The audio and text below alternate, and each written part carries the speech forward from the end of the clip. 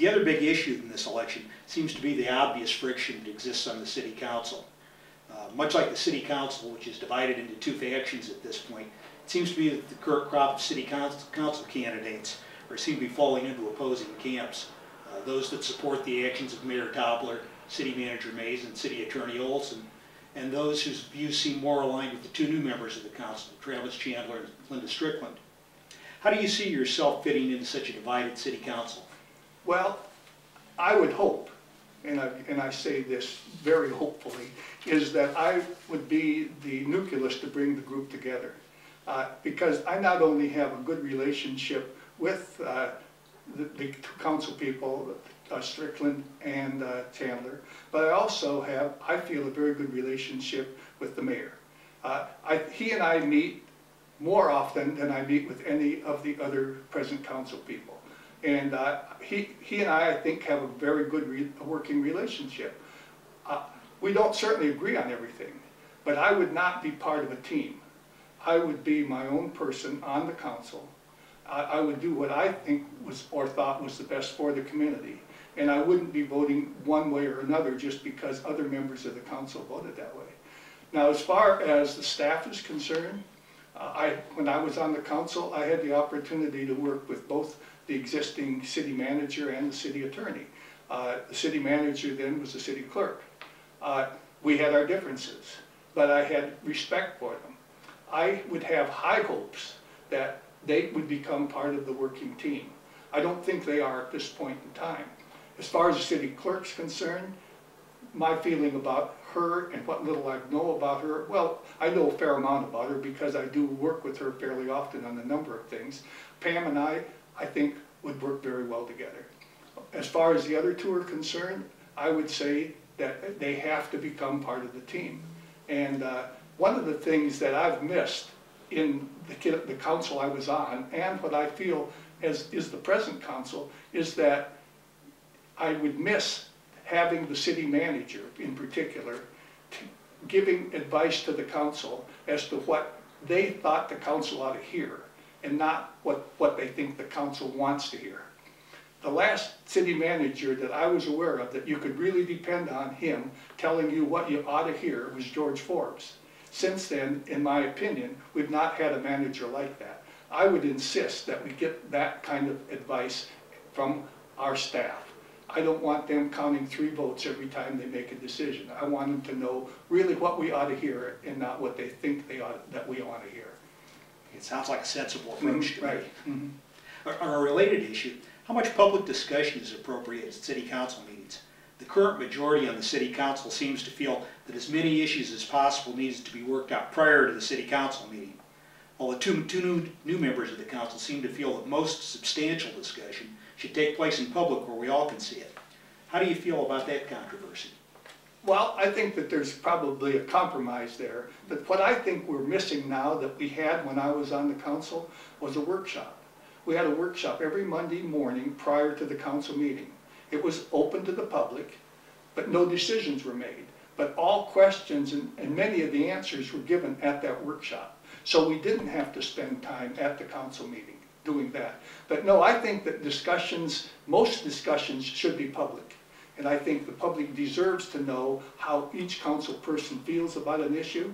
And that only can be done in the public meetings, at the council meeting or at a workshop. And if I'm elected, I will definitely propose that we go back to the Monday morning workshop. Yeah, it actually all comes down to the open meeting law. Do you embrace the spirit of the open meeting law, or you just see it as an obstacle you need to weave your way around? Well, I think probably both. I think the open meeting law does put obstacles in the way of any elected group in Nevada, but I think it's all good. I think for the most part, the open meeting law keeps the community and the public informed, and that's really very, very important. We don't want decisions made in the smoke-filled back room, and that's what was happening before the open meeting law. Well, you do have a history of encouraging full and open discussion on city issues. Well, let's move on to some other issues. If memory serves me right, you were the person who first broached the idea of forming a redevelopment agency in Boulder City. The RDA's got some history behind it now. Has it grown the way you thought it would? Not even close. Not even close. No, actually, the reason we have redevelopment here is because of me, basically. When I lived in Corona, California, I was a member of the redevelopment agency there, so I knew what redevelopment could do and what it should do. So I proposed, and the city and the council agreed, and we did then establish the redevelopment agency. But since then, all the money, or the majority of the money that has been spent by our agency has not gone for the type of projects that a redevelopment agency would normally address. We've been way too generous with it to begin with. In other words, I think the council found that it was much easier to just give money away than it was to plan how to spend it. And in many, many cases, and probably for well over half of the money that has been expended from the redevelopment agency, it's gone to people who honestly didn't deserve it. And if you had looked at the way the law is structured, when the redevelopment agency looks at a project, and they have to determine first and foremost is that, can the project go ahead without redevelopment funding? And in many cases, the projects that have been approved in Boulder City would have definitely gone ahead without redevelopment funding. In addition, we're now using redevelopment funds for public works.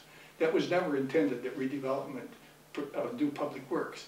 Now the city, I think, has become desperate for funding, so they're looking everywhere they can to find it.